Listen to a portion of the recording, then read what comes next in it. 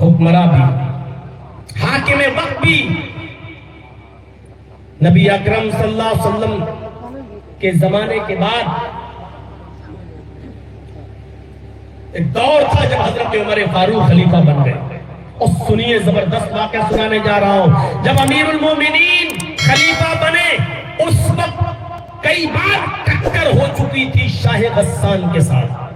غسان کے بادشاہ کے ساتھ کئی مرتبہ حضرت عمر فاروق کی ٹکر ہوئی، اور شاہ غسان جس کا نام جبلہ ابن اہم تھا وہ حضرت عمر فاروق کی نظروں میں کھٹک رہا تھا، اور حضرت عمر فاروق بھی اس کے دشمن بنے ہوئے تھے کہ کیسے اس کو فتح کیا جائے.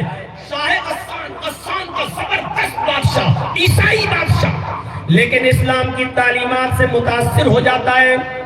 اپنے قاصد کو، اپنے ایلچی کو بھیجتا ہے لیٹر لکھ کر، خط لکھ کر، اور اس خط میں اس نے یہ لکھا کہ امیر المومنین عمر ابن خطاب، میں اسلام کی تعلیم سے متاثر ہو کر اسلام قبول کرنا چاہتا ہوں، اور میں آپ سے ملاقات کرنا چاہتا ہوں، اور آپ سے ملاقات کر کے میں اسلام قبول کرنے پر آمادہ ہوں. کیا مجھے اسلام کی چھایا میں جگہ ملے گی؟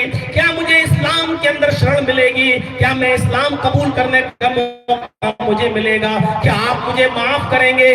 یہ لیٹر لکھ کر وہ اپنے قاصد اور اپنے دود کے ذریعے بھیجتا ہے حضرت عمر فاروق کے پاس. اس کو امید نہیں تھی کہ حضرت عمر میرے اتنے بڑے دشمن اور مجھے معاف کر دیں گے. اس کو امید نہیں تھی کہ حضرت عمر مجھے اتنی آسانی کے ساتھ قبول کر لیں گے. یہ قاصد جب جاتا ہے اور حضرت عمر فاروق کے پاس مدینہ میں پہنچتا ہے تو حضرت عمر فاروق کو لیٹر دیتا ہے.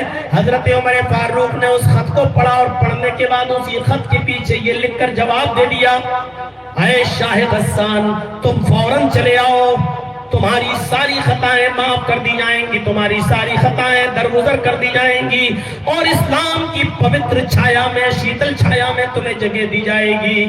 تمہیں تمہارے حیثیت اور عزت کے حساب سے تمہیں مقام و مرتبہ بھی دیا جائے گا، اور حضرت عمر اپنی پرانی دشمنی بھی تم سے بھول جائیں گے. تم فوراً چلے آؤ، تمہارے لیے مدینے میں جگہ ہی جگہ ہے. شاہ غسان نے جب وہ لیٹر پڑھا، جبلہ ابن اہم نے جب وہ لیٹر پڑھا تو پڑھنے کے بعد اس کی آنکھوں میں آنسو آ گئے کہ حضرت عمر نے مجھے قبول کر لیا، حضرت عمر نے مجھے اتنی جلدی اتنی آسانی سے مان لیا.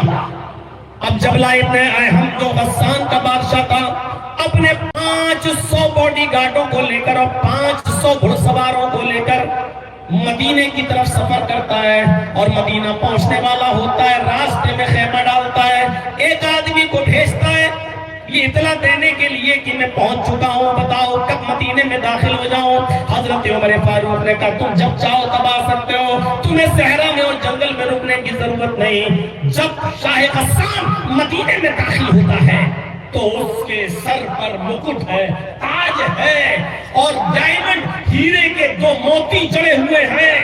بہت ہی شاندار شاہانہ طریقے سے جاتا ہے، مدینے میں داخل ہو رہا ہے، اور ادھر مدینے میں حضرت عمر اس کی عزت کر رہے ہیں، اور عمر فاروق اور ان کی پوری فوج ان کی خطے مدینات میں لگی.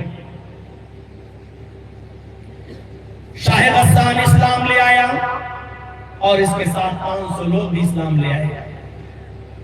کچھ دن مدینے میں قیام کیا. جو بات بتانے کی ہے وہ اب شروع ہو رہی ہے. شاہ غسان اسلام لے آیا، کچھ دن مدینے میں رکا، اور جب مدینے میں رکا رہا تو اسی درمیان حج کا موسم آ گیا. حج کا موسم آ گیا. حضرت عمر اور مدینے کے بہت سے لوگ مکے کی طرف حج کرنے کے لیے روانہ ہو گئے، جانے لگے. حضرت عمر نے شاہ غسان سے کہا ہے جبلہ اچھا موقع ہے، تم نے ابھی نیا نیا اسلام قبول کیا ہے، چلو تم بھی حج کی دولت سے مالا مال ہو جاؤ، پتہ نہیں آئندہ سال زندگی رہے نہ رہے، تم بھی حج کر لو. شاہ غسان بھی اپنے 500 گھڑ سواروں کے ساتھ تیار ہو جاتا اور کہتا ہے کہ امیر المومنین مجھے بھی حج کرنے جانا ہے، میں بھی حج کرنا چاہتا ہوں. اس نے شاہانہ لباس پہنا، اور جب وہ میقات پر پہنچا تو اس نے احرام باندھا، اور احرام باندھنے کے بعد مدینے سے جب وہ مکے میں جاتا ہے تو احرام میں 2 کپڑے پہنے جاتے ہیں، نیچے ایک بنا سلی ہوئی لنگی اور اوپر ایک چادر ڈال لی جاتی ہے. شاہ غسان بہترین کمی نہیں تھی، اس لیے وہ شاندار لنگی پہنے ہوئے ہیں اور اوپر سے چادر اوڑے ہوئے ہیں۔ خانہ کعبہ کا طواف شروع ہو جاتا ہے۔ وہ پہلا چکر لگانے میں کامیاب رہا، دوسرا چکر جب شاہ غسان لگا رہا ہے تو بھیڑ زیادہ ہونے کی وجہ سے ایک دیہاتی نوجوان، ایک اعرابی نوجوان کا پیر اس کی چادر پر رکھ گیا۔ بھیڑ تھی بہت زیادہ، تو اچانک دھوکے سے یہ اس نوجوان کا، اس دیہاتی کا پیر اس کی چادر پر رکھ گیا، جس سے شاہ غسان آگے بڑھتا ہے تو اس کی لنگی کھل جاتی ہے، لیکن چادر جو جسم پر پڑی ہوئی تھی وہ اتنی لمبی تھی کہ جس کی وجہ سے اس کا سطر نہیں دکھائی دیتا، صرف لنگی کھل گئی لیکن سطر نہیں کھلا۔ اس نوجوان نے جلدی سے وہ چادر اٹھائی اور شاہ غسان کو دے دی، لیجیے دھوکے سے میرا پیر اس پر رکھ گیا، لیجیے یہ لنگی آپ پہنی۔ شاہ غسان چونکہ بادشاہ تھا، تکبر تھا، نیا اسلام لایا تھا، اس کو نہیں معلوم تھا کہ اسلام لانے کے بعد ہمیں کیا کیا چھوڑنا پڑے گا۔ اس نے پیچھے مڑ کے دیکھا، ایک معمولی آدمی، ایک نوجوان دیہاتی جس کے احرام پر کپڑے پر جوڑ لگے ہوئے ہیں، پیبند لگے ہوئے ہیں، وہاں غریب آدمی دیہاتی، تو نے میری چادر پر پیر رکھ کر میری لنگی کھول دی۔ اس نے ایک تھپڑ، زوردار تھپڑ اس نوجوان کو رسید کر دیا۔ اس بادشاہ نے، جبلہ ابن ایہم نے ایک تھپڑ اس نوجوان کو مارا، تھپڑ اتنی زور سے مارا کہ اس نوجوان کی ایک آنکھ پھوٹ گئی، اس کی آنکھ کا ڈھیلا باہر۔ اس نوجوان نے اس وقت کچھ نہیں کہا اور طواف کرنے لگا۔ شاہ غسان نے بھی اپنا طواف کیا۔ جب یہ نوجوان طواف کرنے کے بعد اپنے قبیلے میں پہنچتا ہے، جب یہ نوجوان طواف کر کے اپنے قبیلے میں جاتا ہے، وہاں کے لوگوں نے پوچھا کہ تمہاری آنکھ کیسے پھوٹ گئی؟ اس نے پوری کی پوری بات بتائی تو پورا قبیلہ غصہ ہو گیا۔ ارے ہوگا بادشاہ اپنے علاقے کا تو جس کو چاہے گا اس کو مارے گا، جس کی آنکھ پھوڑنا چاہے گا پھوڑ دے گا، یہ کیسے ہو جائے گا؟ اٹھو تم ہمارے پاس چلو، حضرت عمر فاروق کے پاس چلتے، مجھے انصاف چاہیے، عدل چاہیے۔ اور پورا قبیلہ اس نوجوان کو جس کی آنکھ پھوٹی تھی لے کر حضرت عمر فاروق کے پاس وہیں مکے میں پہنچ جاتا۔ حضرت عمر فاروق کو پوری بات بتائی جاتی ہے۔ حضرت عمر فاروق نے اس نوجوان سے پوچھا، اس نوجوان نے کہا امیر المومنین دھوکے سے میرا پیر اس کی چادر پر رکھ گیا اور اس کی چادر کھل گئی، اس کی لنگی کھل گئی، اس نے مجھے تھپڑ مارا اور اتنی زور سے مارا کہ اس کے تھپڑ سے میری آنکھ پھوٹ گئی۔ شاہ غسان کو بلایا گیا، ادھر آؤ۔ آیا۔ اب دونوں میں جو گفتگو ہوئی وہ کچھ اس انداز سے گفتگو تھی۔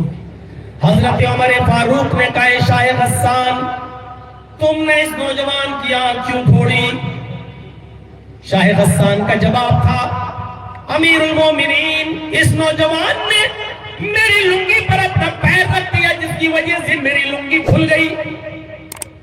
یہ غریب آدمی پھٹے پرانے کپڑے پہن کر احرام پہن کر آنے والا، یہ آدمی میری چادر پر پیر رکھے گا، میں نے تھپڑ مارا اور تھپڑ زور سے لگ گیا، اس کی آنکھ پھوٹ گئی۔ حضرت عمر فاروق رضی اللہ تعالیٰ عنہ نے کہا شاہ غسان اس نے مجھے بتایا ہے کہ دھوکے سے اس کا پیر چادر پر رکھ گیا تھا جس کی وجہ سے یہ چادر تمہاری کھل گئی، لنگی کھل گئی۔ اتنی چھوٹی سی غلطی کی اتنی بڑی سزا تم نے اس کو دی، یہ مناسب نہیں۔ شاہ غسان نے کہا ٹھیک ہے کوئی بات نہیں، ہو گئی غلطی، مار دیا تھپڑ۔ آپ ایک غریب آدمی کو بچانے میں اتنا انٹریسٹ کیوں لے رہے ہیں؟ اے امیر المومنین ٹھیک ہے ہو گئی، مار دیا تھپڑ، لیکن آپ اس کو بچانے میں کیوں لگے ہیں؟ ایک غریب آدمی کو کیوں بچا رہے ہیں؟ حضرت عمر فاروق نے کہا شاہ غسان اسلام لانے کے بعد امیر و غریب کا فرق نہیں رہتا ہے، اسلام کی تعلیم یہی ہے کہ امیر و غریب سب برابر ہیں۔ اے شاہ غسان تم بہت برا جملہ ادا کر رہے ہو، تمہیں انصاف، تمہارے ساتھ انصاف کیا جائے گا اور اس نوجوان کو انصاف ملنا چاہیے۔ شاہ غسان نے کہا اچھا ٹھیک ہے تو بتائیے مجھے کیا کرنا ہوگا؟ بہت معمولی سی چیز. حضرت عمر نے کہا بہت معمولی سی چیز. کہا کیا؟ اس آدمی سے معافی مانگ لو، اس نوجوان سے معافی مانگ لو، اس دیہاتی سے معافی مانگ لو. اگر یہ معاف کر دیتا ہے تو کچھ نہیں، اور اگر معاف نہیں کرتا تو کچھ لے دے کے معاملہ بنا لو. جتنے میں وہ تیار ہو جائے اس کو اس کی آنکھ کا نقصان دے دیا جائے، جتنے میں وہ راضی ہو جائے یہ مال اس کو دے دیا جائے تو میں چھوڑ دیا جائے گا. حضرت عمر فاروق سے شاہ غسان نے کہا امیر المومنین میں ایک معمولی اور غریب آدمی سے معافی تو مانگ نہیں سکتا، یہ نہیں ہوگا. اس نے میری لنگی پر پیر رکھا ہے، غلطی پہلے اس نے کی، میں نے تھپڑ مار دیا، اس کی آنکھ پھوٹ گئی. میں اس کو کچھ لے دے کے بھی معاملہ نہیں بنانا چاہتا، نہ میں معافی مانگوں گا نہ کچھ لے دے کے معاملہ بناؤں گا. اب بتائیے انصاف کا تقاضا کیا ہے؟ اس نوجوان کو کیسے انصاف دلانا چاہتے؟ امیر المومنین حضرت عمر نے کہا تو پھر تیار ہو جاؤ، آنکھ کے بدلے آنکھ، تمہاری بھی آنکھ پھوڑی جائے گی. پڑھیے سیرت فاروق علامہ شبلی نعمانی کی. میرے بھائیوں کہا کہ تمہاری بھی آنکھ پھوڑی جائے گی. بدک گیا، جھرجھری تاری ہو گئی. میں غسان کا بادشاہ امیر المومنین میری آنکھ پھوڑی جائے گی؟ آپ جانتے ہیں کس سے بات کر رہے ہیں؟ میں غسان کا بادشاہ رہ چکا ہوں، میرا باپ بھی بادشاہ رہ چکا ہے، میرا دادا بھی بادشاہ رہ چکا ہے. بادشاہت میرے خاندان سے چلی آ رہی ہے، بادشاہت میرے خاندان کی رکھیل ہے. یہ عہدے مجھے خاندان سے چلے آ رہے ہیں اور میں اس سے معافی مانگوں گا. حضرت عمر نے کہا نہیں مت مانگو، آنکھ کے بدلے آنکھ. کہا امیر المومنین جب اسلام کے اندر بڑے لوگوں کی کوئی عزت نہیں، صاحب اقتدار کی کوئی حیثیت نہیں، اسلام جب اونچے اور بڑے مقام اور مرتبے والوں کو کوئی عزت نہیں دے سکتا ہے، ان کا خیال نہیں رکھ سکتا، تو ایسا اسلام پھر کس کام کا؟ میں اسلام کو ہی چھوڑ دوں گا، میں پھر سے عیسائی بن جاؤں گا. ایسا اسلام مجھے نہیں چاہیے. حضرت عمر نے کہا پھر تیری مرضی.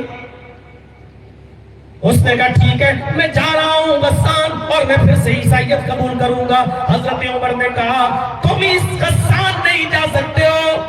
آئے شاہ غسان، آئے جبلہ ابن آئے، ہم اسلام لانے سے پہلے تم جو وہ تھے، لیکن اسلام لانے کے بعد تم اسلام بھی نہیں چھوڑ سکتے ہو. اگر تم نے اسلام چھوڑنے کی جرات کی، اگر مرتد ہونے کی کوشش کی تو تمہیں دوسری سزا دی جائے گی جو اسلام کے قانون میں مرتد کو ملتی ہے. اس نے کہا اگر میں عیسائیت قبول کر لوں تو مجھے کیا سزا دی جائے گی؟ حضرت عمر فاروق نے کہا پھر تیری گردن اڑائی جائے گی، کیونکہ اسلام کے اندر مرتد کی سزا یہ ہے کہ اس کو قتل کر دیا جائے. اس نے سوچا میں تو دونوں طرف سے پھنس گیا، معافی مانگ نہیں سکتا، میری عزت کے خلاف ہے، اور آنکھ میری پھوڑی جائے یہ تو اور زیادہ بے عزتی کی بات ہے.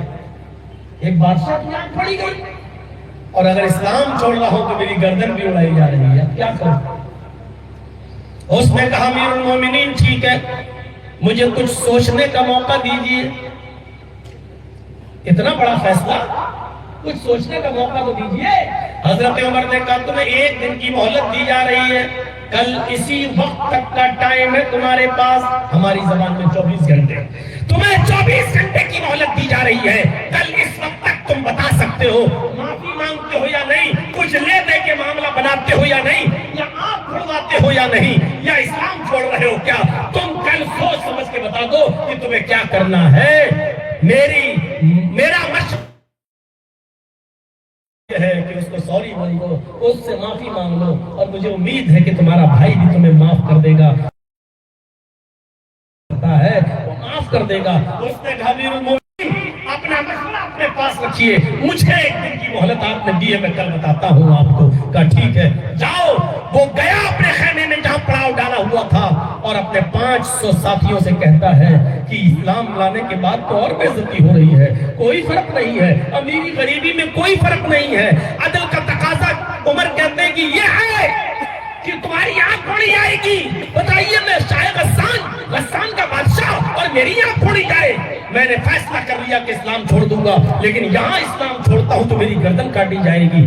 ایسا کرو کہ رات کی تاریکی میں ہم لوگ یہاں سے بھاگ جاتے ہیں، فرار ہو جاتے ہیں۔ اور جب رات تاریک ہوئی اور چاروں طرف سے چھا گئی تو شاہ غسان اپنے 500 آدمیوں کو لے کر رات کے اندھیرے کا فائدہ اٹھاتے ہوئے بھاگ گیا، اور پھر وہ اپنے شہر اپنی بستی میں چلا گیا۔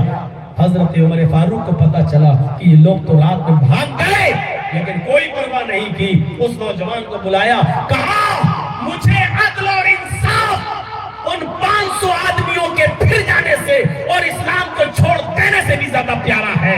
میں نہیں چاہتا کہ ایسے لوگ اسلام کے اندر داخل ہوں جو امیر ہونے کے باوجود تکبر کی چادر اپنے اوپر سے نہ اتار سکے، گھمنڈ کی ردا اپنے اوپر سے نہ اتار سکے۔ مجھے ایسے لوگوں کے اسلام کی کوئی چنتا نہیں ہے، چلے گئے کوئی فرق نہیں پڑتا۔ مجھے فخر ہے کہ میں نے نیائے، انصاف اور عدل کو قائم رکھا ہے۔ میرے پیارے ساتھیوں، عدل اور انصاف کا تقاضا یہ تھا۔ حضرت عمر فاروق کون تھے؟ امیر المومنین، اور عدل کو قائم رکھا۔ قیامت کے دن عرش کے سائے میں وہ امیر بھی ہوگا، وہ حاکم وقت بھی ہوگا جو عدل و انصاف کرتا ہوگا۔ سبعۃ یظلھم اللہ فی ظلہ یوم لا ظل الا ظلہ، الامام العادل۔ قیامت کے دن عرش کے سائے میں سب سے پہلے جگہ اس کو ملے گی جو عدل و انصاف کرنے والا باپ ہوگا، عدل و انصاف کرنے والا انسان ہوگا، عدل و انصاف کرنے والا حاکم ہوگا، عدل و انصاف کرنے والا کوئی ذمہ دار ہوگا، اس آدمی کو جگہ ملے گی۔ تو واقعہ سنا ہی ہوگا، 50 بار سنا ہوگا، آپ کے علماء نے بتایا ہوگا۔ قبیلہ بنو مخزوم کی وہ عورت جو فاطمہ نامی تھی اور پکڑی گئی چوری میں، اللہ کے نبی نے کہا ہاتھ کاٹ دو۔ کہا بڑے اونچے گھر کی لڑکی، اگر اس کا ہاتھ کاٹا گیا تو ناک کٹ جائے گی۔ اور سب سے زیادہ چہیتے، نبی کے سب سے زیادہ دلارے حضرت اسامہ ابن زید کو بھیجا گیا کہ جاؤ آپ سفارش کرو۔ تو اللہ کے نبی صلی اللہ علیہ وسلم سے کہنے لگے، اے اللہ کے نبی چھوڑ دیجئے اس عورت کو، اس کا ہاتھ مت کاٹو، بڑے اونچے گھر کی لڑکی ہے، اگر ہاتھ کٹ گیا تو ناک کٹ جائے گی۔ اللہ کے نبی صلی اللہ علیہ وسلم نے فرمایا، واہ، اللہ کی حدوں میں سے ایک حد میں سفارش لے کر آ گئے ہو، یہ میری طرف سے حدیں تھوڑی ہیں، یہ تو اللہ نے بیان کیا ہے، السارق والسارقۃ فاقطعوا ایدیہما، چوری کرنے والے مرد اور چوری کرنے والی عورت دونوں کا ہاتھ کاٹ دو۔ یہ تو قرآن نے حد جاری کی ہے۔ میں کون ہوتا ہوں؟ اللہ رب العالمین کی طرف سے قائم کردہ کسی حد کو بدلنے والا، اس کا ہاتھ کاٹا جائے گا۔ اور جب ہاتھ اس کا کاٹ دیا گیا تو تمام لوگوں نے کہا اللہ کے رسول بڑی ناک کٹ رہی ہے، سبکی ہو رہی ہے۔ لوگ کہہ رہے ہیں کہ امیروں کا بھی خیال نہیں رکھا جاتا ہے اسلام میں۔ تو اللہ کے نبی صلی اللہ علیہ وسلم نے اس وقت جو تاریخی جواب دیا وہ حدیث کی کتابوں میں موجود ہے، لو ان فاطمہ بنت محمد سرقت لقطعت یدہا، اس نے چوری کی، اگر اس کی جگہ پر محمد کی اپنی بیٹی فاطمہ بھی چوری کرتی تو میں اس کا بھی ہاتھ کاٹ دیتا، کیونکہ یہ عدل ہے، یہ انصاف ہے۔ جو چوری کرے گا اور وہ نصاب کو، حد کو پہنچے گی تو اس کو جو ہے سزا دیا جائے گا، چاہے وہ مرد ہو یا عورت۔ لہذا میری بیٹی بھی اگر چوری کرتی تو اس کا بھی ہاتھ میں کاٹ دیتا۔ یہ ہے عدل و انصاف، اور عدل و انصاف کرنے والے قیامت کے دن کہاں ہوں گے؟ اللہ کے عرش کے سائے میں۔